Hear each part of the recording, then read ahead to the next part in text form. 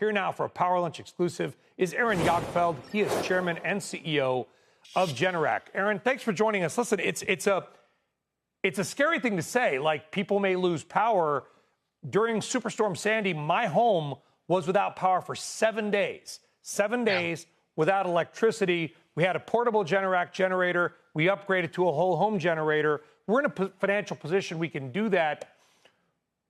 What options are there for the middle-class family watching CNBC right now with your products to protect themselves? Yeah, thanks for having me on, Brian. Obviously, something like Superstorm Sandy or frankly, a lot of the events that you're seeing are turning into multi-day outages. It used to be a power outage would last a couple of hours, and you could kind of work through it. But, as time has gone on here, and there's been a lot of data collected over the last, 20 years, outages are happening more frequently and they're lasting longer. So what can people do about it? Obviously, we have products that can help you out with that. I think more affordable products are going to be those portable generators. At gasoline, you've got some extension cords. You can cover yourself, some lights, maybe the refrigerator, some other critical things in the house. The best way to do it, though, is exactly what you ended up doing with your family is you buy one of these whole home backup systems really to cover the entire home. And you can go days, right? It run off of natural gas or propane. And it really is the best way to protect your home or a small business. Yeah, and I want to be clear. I'm not here to tout your products. There are competitors out there.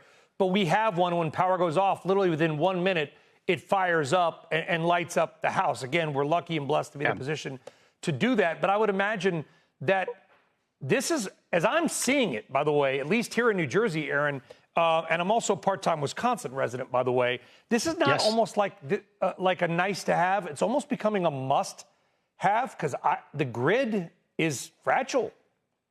Absolutely. I mean, we're in about 6% of U.S. households today have some kind of backup power permanently installed system, not a portable generator. So, 6% is not a lot of households, but there's millions and millions of units out there already.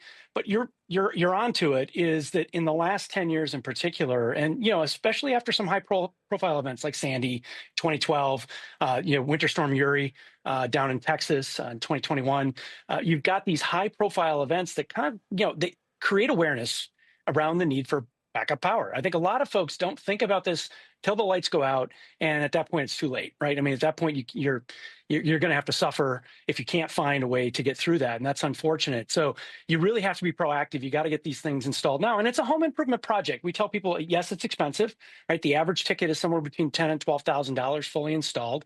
But if you get that planned and you can roll it into maybe a HELOC, or you might be able to pay for it a different way with some other kind of refinancing your home in some kind of a broader project. But this is, like you said, it's become the must-have product. It's an appliance that people are finding, especially as we figure out just how dependent we are on a continuous source of power. Home medical devices, right?